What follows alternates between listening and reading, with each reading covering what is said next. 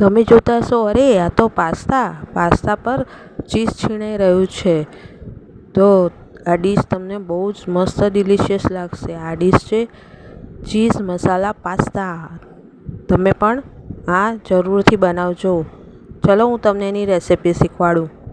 એના માટે તમારે 300-400 ગ્રામ જેટલા પાસ્તા લેવાના છે. ચીલી ફ્લેક્સ લેવાના છે 1 ચમચી, અને 3 ચમચી જેટલા નાના સમારેલા કેપ્સિકમ લેવાના છે. હવે એક પેન લઈ લઈશું. એ પેનની અંદર આપણે પાસ્તાને ચડાવવા માટે એનામાં પાણી લઈ લઈશું. આપણે જેટલા બાઉલ માટે પાસ્તા લીધા હોય એ બાઉલ 3 ગણું પાણી લેવાનું છે, અને એ પાણીને બરાબર ઉકળવા દેવાનું છે. એ પાણીની અંદર આપણે 1 ચમચી મીઠું અને એક ટેબલસ્પૂન જેટલું તેલ નાખીશું, કે જેથી પાસ્તા જ્યારે બરાબર ચડી જાય તો એકબીજાને ચોંટી ન જાય અને છૂટા અને મસ્ત રીતે ખીલે. હવે એક વાડકીની અંદર આપણે લાલ સૂકા મરચાં લઈ લઈશું અને એને પલાળીને મૂકી દઈશું.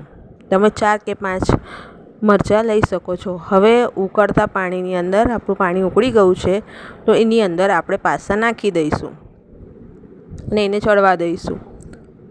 હવે જુઓ કે આજે અમારે ત્યાં પીઝા પાસ્તા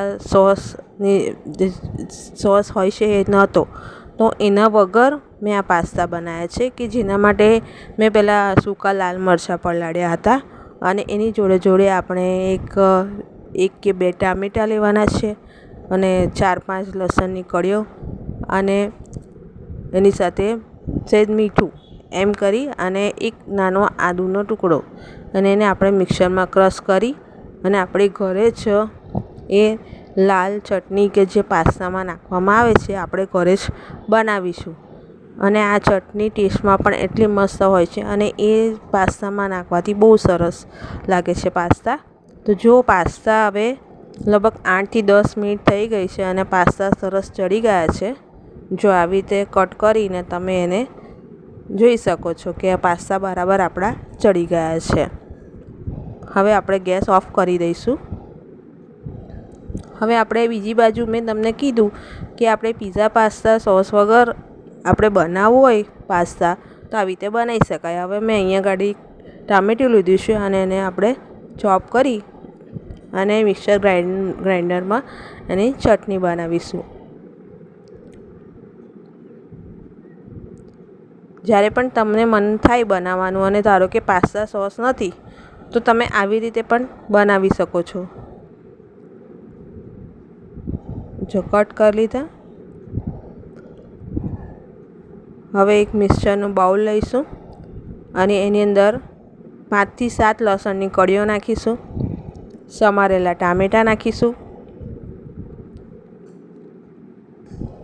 આપણે જે મરચાં 15 મિનિટ પહેલાં જે પલાળ્યા હતા એ મરચાંને 15 મિનિટ સુધી પલાળવા દેવાનું છે. અને હવે મરચાં બરાબર પલળી ગયા છે, તો હવે એના ડીચા ઉપરના કાઢી અને ક્રશ કરીશું. તો જુઓ આપણે મિક્સર જારની અંદર 5થી 7 લસણની કળી, પછી એક ટામેટું, અને જો તમને વધારે મસ્ત સ્પાઇસી બનાવવો હોય સોસ, તો તમે 2 ટામેટાં લઈ શકો છો. 5થી 7 સૂકા લાલ મરચાં કે જે આપણે પલાળી રાખ્યા હતા, અને એક આદુનો ટુકડો. હવે એમાં સહેજ મીઠું આપણે નાખી દઈશું. અને જુઓ હવે આપણે એને ક્રશ કરી લીધું છે, અને આ અહીંયા આપણો પીઝા પાસ્તા સોસ તૈયાર થઈ ગયો છે.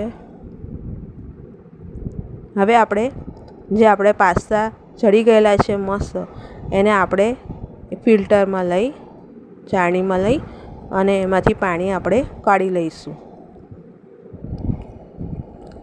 જો કેટલા મસ્ત બફાઈ ગયા છે અને એકદમ છૂટા છે.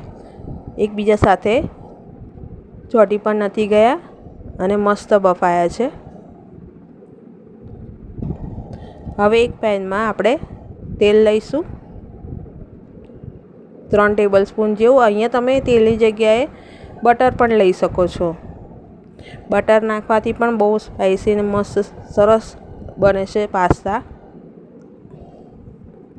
હવે આ તેલમાં આપણે ઝીણી સમારેલી ડુંગળી નાખીશું.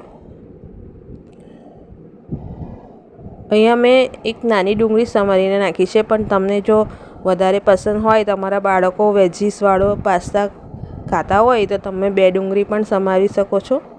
અને હવે ડુંગળી બરાબર ચડી જાય એના માટે આપણે થોડુંક મીઠું નાખી દઈશું અને એને બરાબર હલાવી દઈશું. હવે ડુંગળીમાંથી એનું બરાબર સતળાઈ જાય, એનું પાણી છૂટી જાય ત્યાં સુધી આપણે સાતળી લઈશું. હવે તેની અંદર આપણે જે કેપ્સિકમ કટ કરેલા હતા એ કેપ્સિકમ નાખી દઈશું અને એને પણ બરાબર હલાવી લઈશું અને બરાબર મિક્સ કરી લઈશું. બાળકોને આ પાસ્તા બહુ જ પસંદ છે અને એ લોકોને આપણે લંચ બોક્સમાં પણ બનાવીને આપી શકીએ છીએ. હવે એમાં અડધી ચમચી હળદર નાખીશું. હવે અહીંયા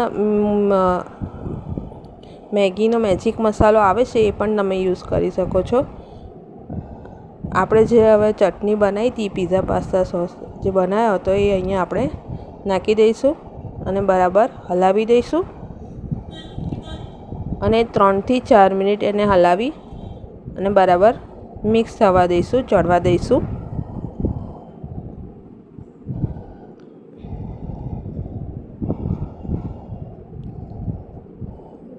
જો હવે ધીરે ધીરે એનો કલર આવવા લાગ્યો છે.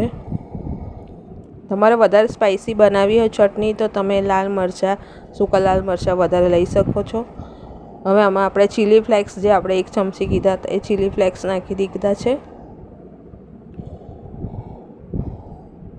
હવે એને બરાબર મિક્સ કરી લઈશું.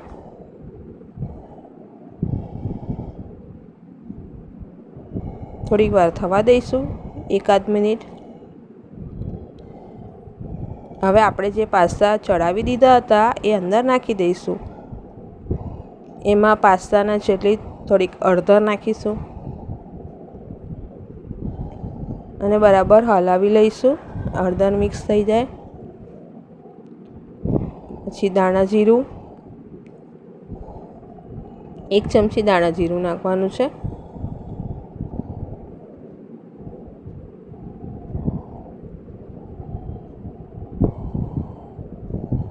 બરાબર મિક્સ કરી લઈશું બધું. હવે અહીંયા ઉપરથી થોડુંક મીઠું નાખી દઈશું. વધારે નથી નાખવાનું કારણ કે આપણે પાસ્તા બાફતી વખતે પણ મીઠું નાખ્યું હતું. પછી ટામેટાં, ડુંગળી એ વખતે પણ આપણે એમાં પણ થોડું મીઠું નાખેલું છે, એટલે અહીંયા લાસ્ટમાં થોડુંક જ મીઠું નાખવાનું છે સ્વાદ અનુસાર.